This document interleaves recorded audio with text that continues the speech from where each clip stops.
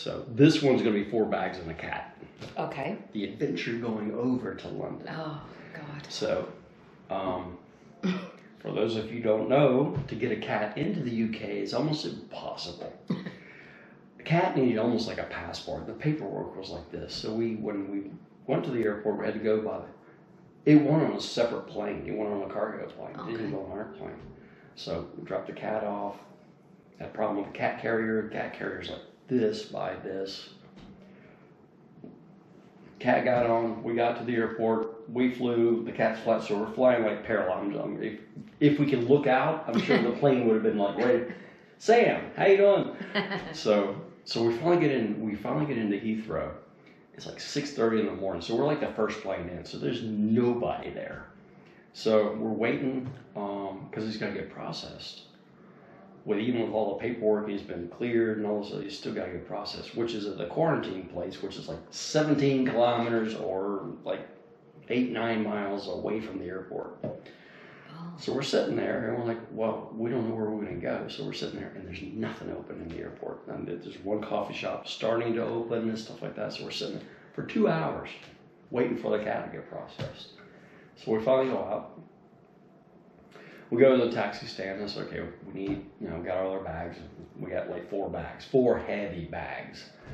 Because she's moving there. So she's got all her stuff and everything. So we get there, we're at a taxi stand, and the guy's like, where are you guys going? We need to go. I said, we need to go to quarantine for animals that are coming into the UK. He's like, well, okay, I got to figure out if you actually can get into that zone because it may be secure. Oh my gosh. So we're waiting there.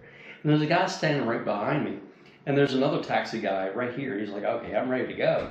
So I'm like, okay, go ahead. Grab that cab and go. And the guy that was talking to us was like, whoa, what's going on here? What's going on? I'm like, look, we don't even know if we can go to the place that you're trying to call. Okay. I said, just let the guy go. And the guy, the cab's ready and he's ready and they're both ready. So let him go. So that was kind of funny. So anyway, we get in. Load all our bags in, go into the cab, and we're going, and we finally get to the place. And it takes another hour and a half to get there. Meanwhile, because what we're going to do is we're going to grab the train, because there's a train that you can grab from the Heathrow area, and then you can get almost into downtown London, it's Paddington, which is like on the outskirts of London. So then you can hop on a cab and then go where you need to go. And I'm like, each of these bags are like 50 pounds each. Wow. So we're dragging 100 pounds of bags, plus we got this huge cat carrier. And I'm like, dude, this is what we're going to do. It's like we're going to go now on an adventure. So this is what we're going to do. So the meter's still running. He's like, okay, what do you want to do?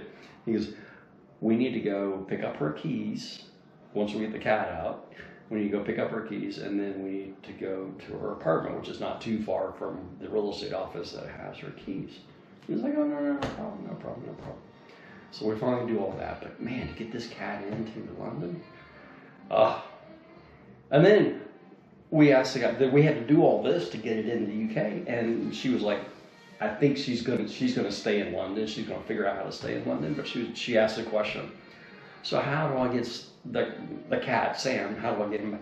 Oh, just get the little carrier, just put it right in your lap, coming back to Canada. Are you kidding me? Wow, big difference, eh? Huge.